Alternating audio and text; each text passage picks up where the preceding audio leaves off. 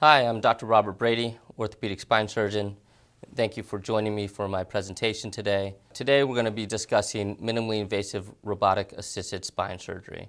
Now, the bulk of my practice is geared towards minimally invasive surgery, and in particular, over the last few years, we have been perfecting the procedure of robotic-assisted spine surgery. And today we'll discuss the advantages over traditional spinal fusion surgeries. So the three primary functions of the spine include protecting the spinal cord, nerve roots, and internal organs. The second is to provide flexibility for motion of the body. And the third and final is to provide structural support and balance for upright posture, whereby this reduces the amount of work required by the spinal muscles and can eliminate muscle fatigue and back pain. There are various origins of neck and back pain. Obviously, there's different structures contained within the spine itself. The most offending structure that we see as a source of back pain is the disc. The disc is the cushion between the vertebra, and that's the structure that is most prone to our degenerative process in our spine.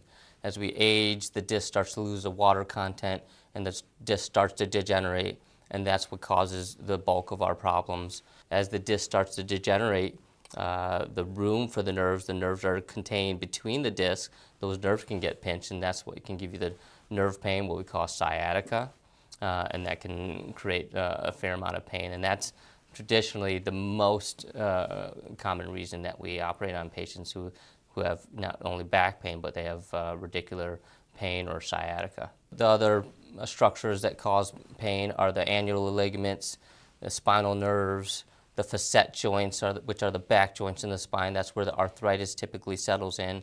And then, of course, there's the muscles. So back pain is obviously very common. At any one point, there's 15 to 20% of people who are afflicted by back pain. It is one of the most common reasons that patients come to the doctors. Back pain is not only a burden for our medical community, but it is also a burden for our society. We have seen $50 to $55 billion lost per year in productivity, uncompensated wages, household services, tax revenues, and Social Security benefits. So did you know 4 out of 5 people experience back or neck pain throughout their life? Fortunately, 80% of these episodes will resolve within 2 to 4 weeks. The majority, if they don't resolve on their own, can resolve with conservative treatment, including anti-inflammatories, physical therapy, chiropractic treatment, possibly injections. Really the key for back pain is prevention. And we prevent that through healthy living, keeping our weight down, nutrition, core and strengthening flexibility programs. When we have exhausted conservative treatment, that's when we consider surgery. Our goals of surgery are to decrease pain and increase quality of life. And we accomplish that through traditional surgeries, but my goal with minimally invasive spine surgery is to accomplish the same goal, but through smaller incisions, which will ultimately hope to expedite your postoperative recourse, decrease the loss of normal tissue, and hopefully put less stress on adjacent levels. So the idea behind human evolution is that we progress from more quadrupedal ambulation, meaning using not only our feet but our hands to walk, to being a more upright posture in humans. And as we see that and we're having a more upright posture, then that puts more stress on that spine. We've found that hastens actually the degenerative process. So as we've seen the human evolution, we've seen an evolution in robotics over the last 70 years. Robots have been tasked to make our lives easier through taking on the more monotonous or repetitive actions that we do as human beings. But as we've seen them evolve into mimicking more of our behavior, we can see how they're more applicable to society. Ultimately, the goal with robots is to mimic not only our task, but our behavior and our critical thinking, and that's where artificial intelligence comes into play. The robot processes the information, processes the anatomy, and allows not only the surgeon, but itself to navigate around structures within the body. And it also reduces our operative time, really increases our ability to get patients on and off the table more safely. So with regards to the application of robotics in surgery, we have to take in consideration the technical advances in medicine in general. We want to improve patient safety, we want to reduce errors, and we want to basically improve patient outcomes. But there's also some system-related considerations. Our goal is to improve efficiencies in the OR. We want to decrease our OR time. Ideally, we want to decrease the length of stay for our patients. With regards to electronic medical records, we can access to information. So what does computer-assisted and robotic technology systems in healthcare look like? There are currently 3 available systems. The first system is the user or the surgeon controls the robot so that they have a remote control that basically utilizes the robot to do the surgery. We have live navigation system where the robot is able to evaluate the anatomy and the surgeon is able to navigate through the anatomy more precisely. And then finally, we have trajectory assistance robots that allow for not only live navigation, but it helps with control and trajectory of implants and instruments within the patient's body. Essentially, these 3 technology mean we can do our surgeries much safer.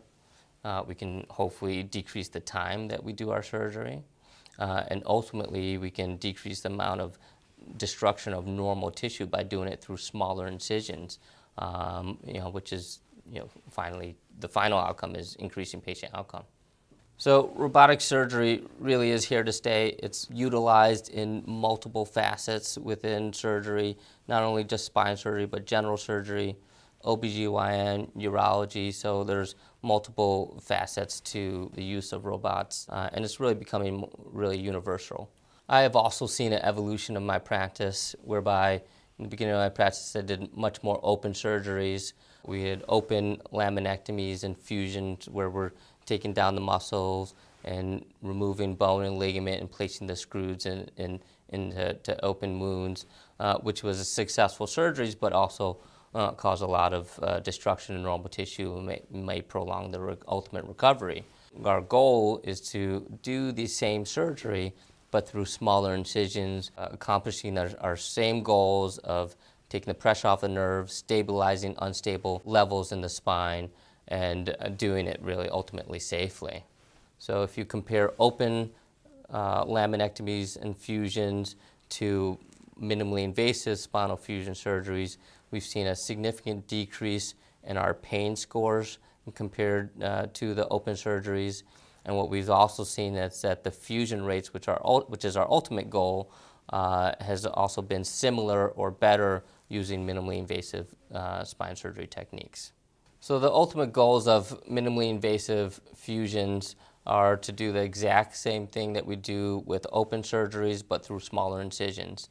And what that allows us to do is to take out whatever bad discs, prepare the end plates for fusion, insertion of interbody cages through smaller incisions.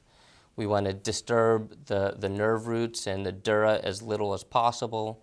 We want to maintain the muscles and the bones on the contralateral side, and we want to minimize blood loss. This is a visual of one of my minimally invasive fusion surgeries. It's a patient who had a degenerative instability and spinal stenosis, where we did a laminectomy and spinal fusion surgery through our minimally invasive techniques. The slides show the 4 screws and the 2 rods, both in the AP and the lateral planes. And these slides look similar to our open fusion surgeries. This is, however, is done through half a centimeter incisions on each side. This is a visual of a patient who has similar condition where she had degenerative instability, spinal stenosis, but instead of going through the back muscles, we go through the side, which is much less painful, and we're able to open up the room for the nerves without disrupting and removing any of the backbone and ligaments. And then we're able to introduce the screws and rods through percutaneous incisions. So we're essentially able to accomplish the same goal through smaller incisions and really maintaining more normal tissue. So the big obstacle with minimally invasive spinal fusion surgery is introduction or insertion of implants. And the most important implant is the pedicle screw.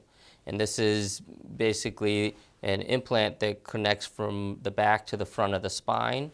Ideally, you want to get this contained within the bone. The problem is around the bone, there are nerves.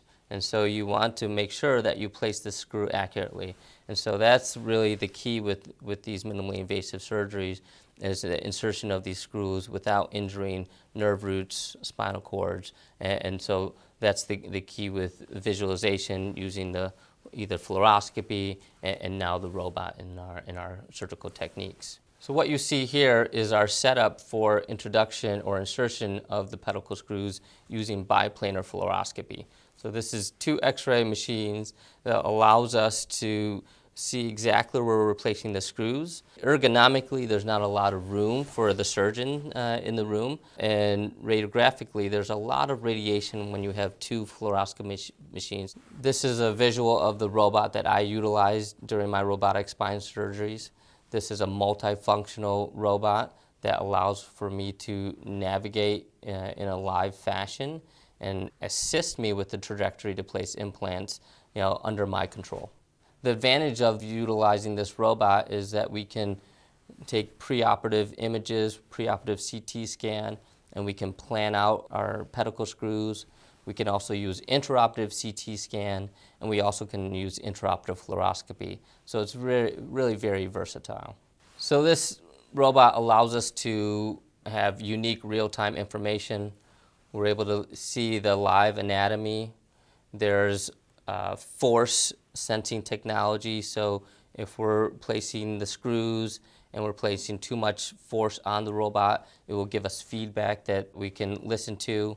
It will allow us to plan our surgeries both preoperatively and change our plan intraoperatively as necessary. And it allows us to navigate various instruments and implants much more safely.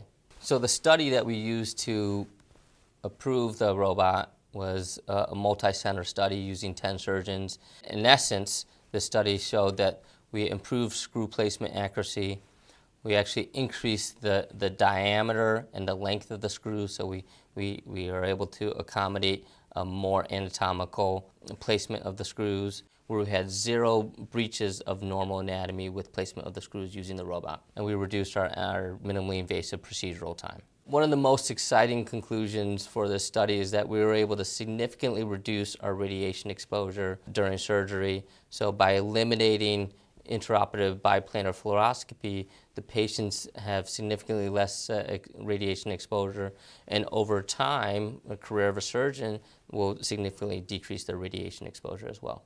One of our final conclusions is that we saw a significant increase in our minimally invasive surgeries, where we saw a 9% reduction in overall procedural time and a 53% reduction in insertion time for screw placement. Moving on to more specific to my practice, there's a procedure called the single position lateral, which we use the robot to assist placing the screws and placing the inner body cages in a single position. So we did a study a few years ago to support this. We compared fluoroscopic guidance versus navigation with the robot, and similar conclusions from our previous study showed that we were able to significantly decrease our radiation exposure. We were able to significantly decrease our operative time, and then our placement of the pedicle screws was significantly improved over normal or traditional fluoroscopic guidance. We acquired our robot in November of 2018. We were one of the first hospitals to acquire one of these revolutionary robots, and very excited to engage with this. Our first patient was a 62-year-old female who we had operated on previously. She had a 2-level lumbar fusion surgery, and she had adjacent level spinal stenosis and instability. And traditionally, this would be a very difficult surgery. You'd have to go through the back incisions, through a lot of scar tissue, and significantly increases the risk of injury to the nerves and the muscles, and really very high risk surgery. But with the use of the robot, this allowed us to perform this surgery in a lateral or side position with the use of the robot to place these screws more accurately. and it allows us to not go through that previous incision and scar and get this patient done safely. Historically, this was the first in New England to do this procedure in this manner. This is the result of the case where, again, she had previous 2-level lumbar fusion surgery, and we were able to place that lateral cage through a side incision, and additional screw was placed percutaneously using the robot, again, both in that side position or lateral position, and she did extremely well. This is one of our early patients as well. This is a 38-year-old female who was morbidly obese, who had a recurrent disc herniation at the bottom level, L5S1. This is a very difficult surgery, high risk not only for injuring the nerves, but having to go through a previous scar. So this is just a visual of us during surgery, placing the pedicle screws using the robot. And then this is the final radiograph that we have here, the APN lateral showing the 4 screws and 2 rods and the interbody cage in stable position there. We've become fairly proficient with the use of the robot over the last 2 years.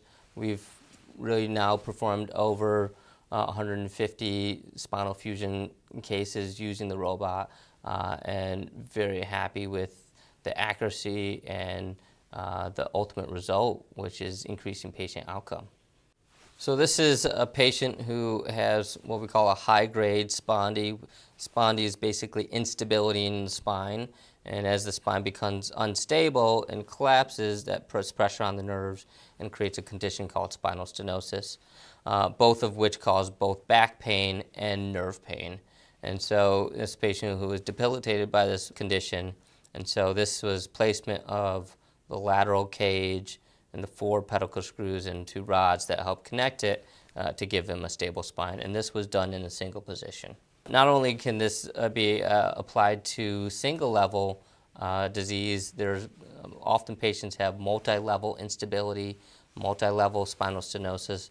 So you can see this slide on the left where there's really pretty significant degenerative collapse of 3 levels. When you're doing it through a small 2-inch incision on the side and percutaneous incisions in the back, this is a much more amenable surgery to expedited recovery. And so you can see the final APN lateral where you see the rods connecting the 4 screws, and then you have the 3 interbody cages that are helping to open up the room for the nerves. The issue with achieving this through traditional spinal fusion surgery is that you have to make a big incision, you have to strip down all the muscle, you have to remove bone and ligament. All this creates destruction in normal tissue, and it creates pain. When you accomplish the same procedure and put the same implants in, but through smaller incisions and maintaining the normal anatomy and structures of the spine, that's a home run. Obviously, we talked about the advantages of use of robots during surgery, but there certainly can be some barriers. The cost and availability to robotic technology is not inexpensive. There is a learning curve to using the robot. There can be some intraoperative registration issues with coordinating the robot and intraoperative fluoroscopy, and there may be a maximum number of levels which the robot can be used for. But in the end, our ultimate goal is to increase our patient care and increase our patient outcomes. The robot allows us to place the screws safely and accurately. It allows us to decrease our surgical time, and it also allows us to broaden our minimally invasive surgical techniques, which can be more applicable to more revision cases, morbidly obese patients, and more of our difficult cases that would be harder to perform in a traditional manner. There are also some benefits for surgeons with the use of the robot. If you're a young surgeon, or even if you're an older surgeon, you want to decrease your radiation exposure as much as possible. You want to decrease your operative time, and you want to increase your accuracy of screw placement. These are all benefits that all surgeons would agree are an advantage. I'm very excited about this robotic spine surgery technology. I think it's evolving, whereby our software is improving, and although it's already very accurate, We can broaden our procedures that we perform with spinal fusion surgeries. The adoption and evolution of this technology, which should be for all technology, should be driven by safety, cost effectiveness, quality of care, patient demand, and hospital and payer regulations. And I think that the adoption of this robotic technology will really revolutionize what we're able to and capable of doing for our patients.